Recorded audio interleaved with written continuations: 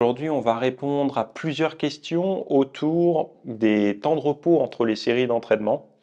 Ce sont des questions qui sont posées quand on souhaite prendre de la masse musculaire, prendre de la force ou même sécher. Beaucoup de personnes, peut-être vous, ont remis en question un petit peu leur temps de repos. Par exemple, quand vous faites du développé couché, du squat ou peu importe. Et en fait, cette notion de temps d'entraînement, de temps de repos à l'intérieur des entraînements, ça peut participer à votre récupération, à votre progression ou même au dépassement de certains plateaux ou de stagnation. Et c'est vrai que ce sont des questions qui sont légitimes parce que quand, par exemple, vous démarrez l'entraînement, on vous a peut-être dit vous prenez 1 minute ou 2 minutes de repos, sauf que vous ne remettez pas vraiment ça en question, même après 5 ans ou 10 ans d'entraînement, parce que vous avez toujours fonctionné comme ça, et donc vous ne remettez pas du tout en question ces habitudes. Vous allez peut-être plus remettre en question la technique d'exécution, le type d'exercice, la cadence même, donc le tempo des répétitions. Mais le temps de repos, bon, en fait, le temps de repos, c'est surtout quelque chose qui va s'articuler par rapport au mode de vie. C'est-à-dire que si vous êtes un ado avec pas mal de temps devant vous, vous allez plutôt prendre des temps de repos longs parce que c'est pas grave si votre séance elle dure 1 heure et demie, 2 heures. Enfin, si vous passez 1 heure et demie, 2 heures à la salle de sport, parce que personne vous attend vraiment et puis vous n'êtes pas pris par le temps. Par contre, si vous êtes quelqu'un dans les affaires ou avec un travail prenant, une vie de famille assez rigide, structurée, organisée, vous n'aurez pas forcément plus de 45 minutes à 1 heure pour vous entraîner. Donc, si vous voulez tenir un certain nombre d'exercices par séance, vous allez devoir avoir des temps de repos moins longs qu'une autre personne.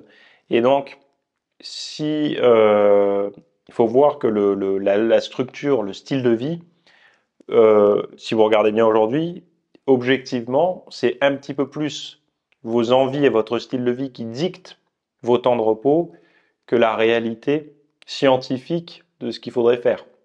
Et donc là, je vais vous ramener un petit peu sur la réalité scientifique. Donc vous expliquer quels sont les temps de repos idéaux pour prendre de la masse musculaire ou de la force ou perdre du gras. Et ça vous permettra de savoir si vous êtes vraiment loin, proche, dans les clous par rapport à l'objectif que vous avez, quoi. Merci d'avoir suivi ce rapide extrait. Donc, dans la version longue, on va voir le temps de repos idéal pour la prise de masse musculaire, la perte de graisse, la prise de force. Donc, on va essayer, non. Vous allez transformer des croyances, des choses que vous pouvez lire à droite, à gauche, sur les temps de repos. Oui, il faut prendre beaucoup de repos, pas beaucoup de repos, peu importe.